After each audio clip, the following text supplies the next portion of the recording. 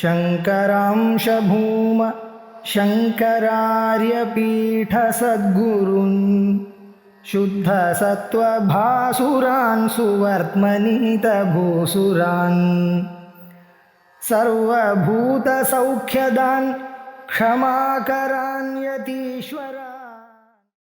कुचौ सद्यः स्विद्यते तदगदित कूर्पासदिदरौ अशन्तौ दोर्मूले कनककलशाभौ कलयता तवत्रातुम् भङ्गात् अलम् इति बलग्नम् तनुभवा त्रिदानद्दम् देवी त्रिवलिलवली वल्लिभिरिव.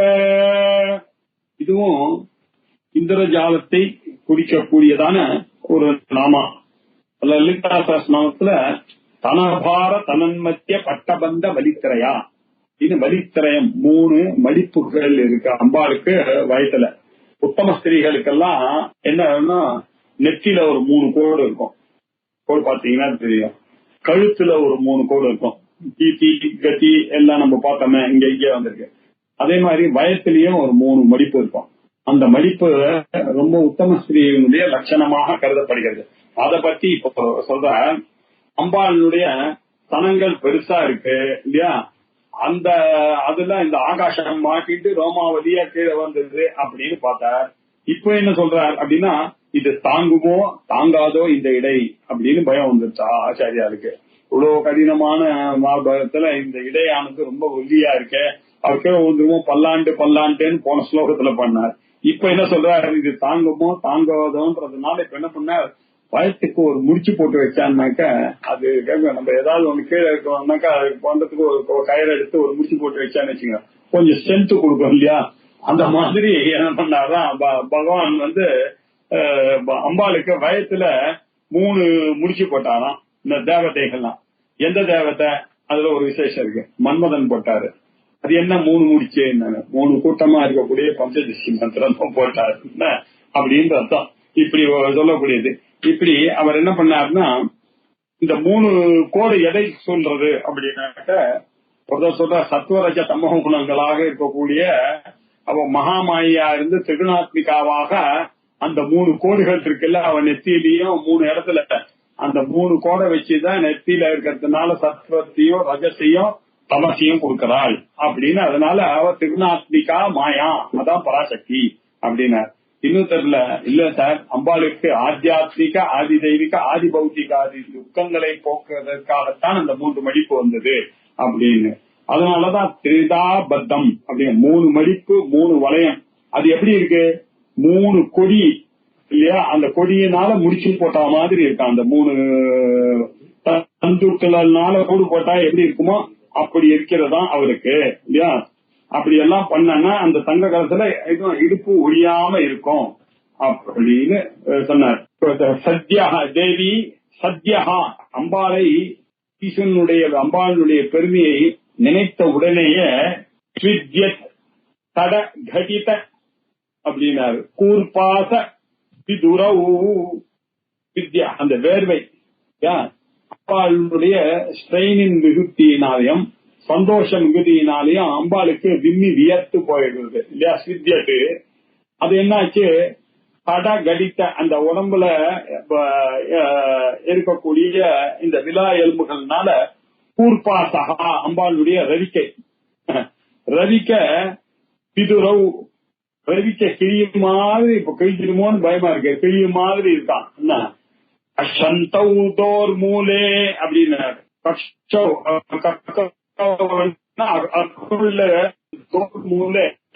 உராய்ந்து கொண்டே இருக்கிறதாம். எது உராய்ந்து கொண்டே இருக்கிறது, கனக கலசாபௌ கலயதா, தங்க கலசங்கள் மாதிரி இருக்கக்கூடிய அம்பாளுடைய மாசகங்களை அப்படியே உரையறதுனால அந்த ரதிச்ச கிரீர மாதிரி இருக்கலாம். பார்த்துட்டு மன்மதன் என்ன பண்ணான்னா, பொங்கா இந்த பொங்கத்திலிருந்து அம்பாளை காப்பாற்றணும் அப்படின்றதுக்காக அலம் மீதி போதும் வெறுத்தது போதும்ன்றதுக்காக திராத்தும் அந்த அம்பாளுடைய மார்பகத்தையும் இடுப்பையும் காப்பாற்ற வேண்டி ஸ்ரீவல்லி லவலி வல்லி பிகி திராத்தும் காப்பாற்றுவதற்காக அந்த இடையை காப்பாற்றுவதற்காக ஸ்ரீவலி 3 மடிப்பாக மும்மடிப்பாக தோன்றும்படி லவலி வல்லிகி, லவலி எனக்கூடிய அந்த கொடியை, அந்த லவலி எனக்கூடிய செடியினுடைய கொடியினுடைய பிரான்சஸ்னால கட்டினார்.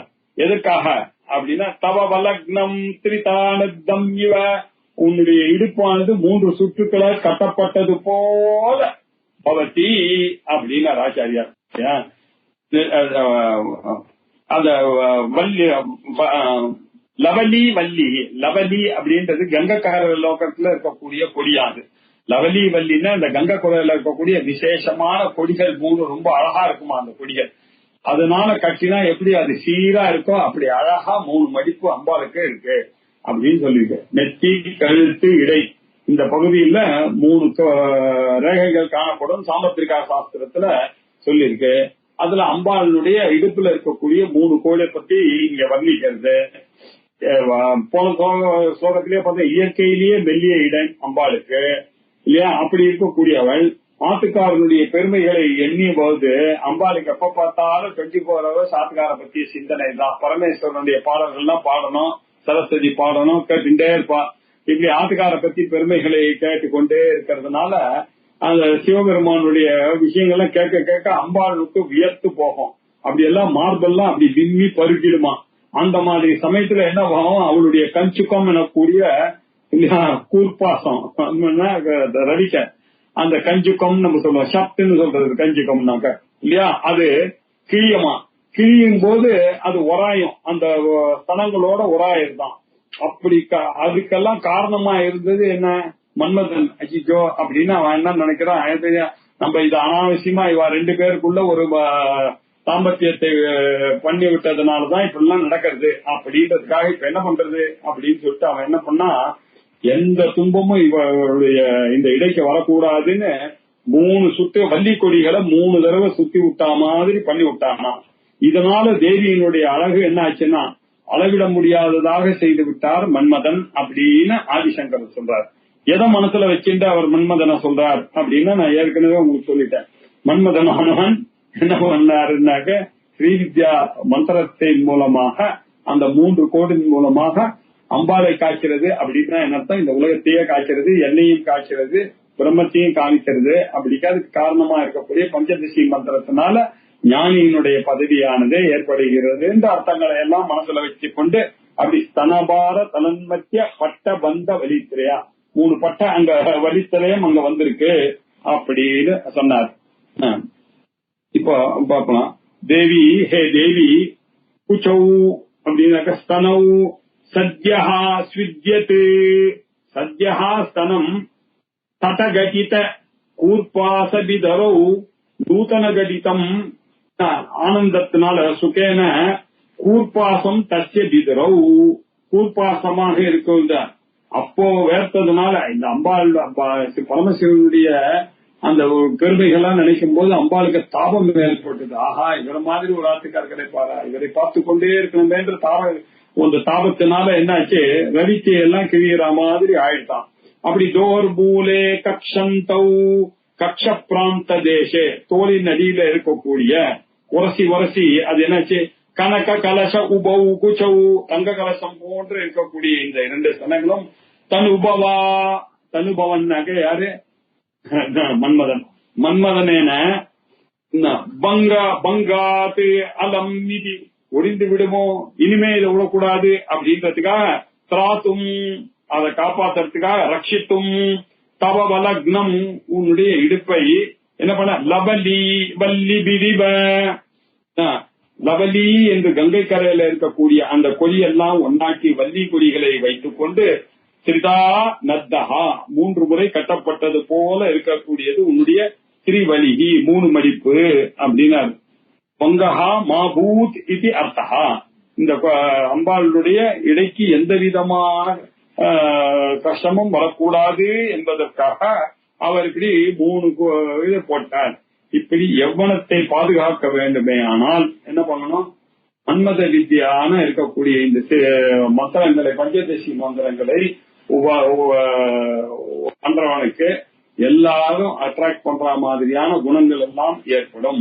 எப்படி எவ்வனமானது பாதுகாக்கப்படுகிறதோ இவர்களும் வயசு என்ன ஆயிட்டு தான் இருக்கும். ஆனா மனதுல இவர்கள் எவ்வளமாகவே எப்பொழுதும் இருந்து கொண்டிருப்பார்கள் அப்படின்ற அர்த்தத்துல 3 மதிப்பை வைத்து கட்டினானா. இந்த 3 கூட்ட பஞ்சாட்சரி மந்திரம் தான் அப்படின்னு ரகசியமாக சொல்லப்பட்டிருக்கிறது அப்படின்னு சொன்னாரு. அவர் கோபால சுந்தரி என்ன சொன்னார், இல்ல அந்த 3 திரிகுணாத்மிகா மாயா எங்க வைஷ்ணவ சித்தாந்தத்துக்கு சரியா வராது. நாங்க சத்துவம் குணம் ரஜம் இதெல்லாம் பகவானுடைய குணங்கள் தான் ஒத்துட்டு இருக்கோம். மாயையினுடைய இதெல்லாம் மாயை இல்லை. உலகத்துல எதுவுமே மாயை இல்லை. எதுவும் நிஜமாவே பகவான் சிருஷ்டி பண்ணதுதான். அவரை அணிவதற்காக சிரவண மனன நிதித்தியாசனம்னு 3 கொடி தேவைப்பட்டது. அந்த 3 கொடியினால விஷ்ணுவானவர் கட்டப்பட்டிருக்காரு தன்னுடைய கைத்துல. அப்படின்னா நீங்க எல்லாரும் சிரவணம் பண்ணணும், மனனம் பண்ணணும், நிதித்தியாசனம் பண்ணணும் அப்படின்றதுதான் இங்க தாற்பயம் அப்படின்னு அவர் இதுக்கு கோபால சுந்தரியில அவர் வியாக்கியானம் பண்ணார். இப்படி இந்த இதுவும் மகேந்திர ஜால வித்யா பிரதமாகத்தான் இருக்கிறது. இதுவும் மகேந்திர ஜால வித்யா பிரதமாகத்தான் இருக்கு. இதை என்ன பண்ண, இதையும் தங்க தட்டுல இதுல என்ன பண்ணும், அங்க கிரீம்னு எழுதினோம் போன ஸ்லோகத்துல, இங்க கிரீம் அப்படின்னு எழுதணும். கிரீம் ஒரு யந்திரத்துல எழுதி நெய் விளக்க வச்சு 1000 தடவை 44 நாளைக்கு இந்த ஸ்லோகத்தை படிச்சு தேன நைவேத்தியம் பண்ணி ரட்சை கட்டி கொண்டால் அவர்களுக்கு மாகேந்திர ஜால வித்தியை கிடைக்கும், கைகூடும். அவர்களுக்கு magical power, super natural powers எல்லாம் வரும் இந்த ஸ்லோகத்தை படிப்பதன் மூலமாக அப்படின்னு.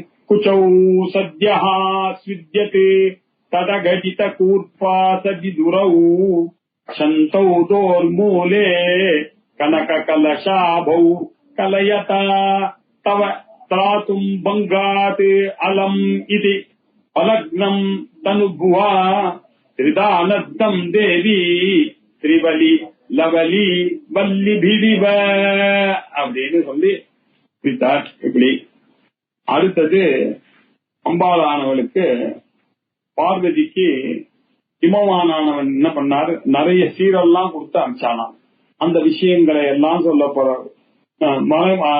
எப்படி அந்த சீரெல்லாம் கொடுத்து இந்த பூமியே மறைக்கப்படுற மாதிரி சீரெல்லாம் கொடுத்து அனுப்பிச்சானா அப்படின்னு சொல்ல போறது.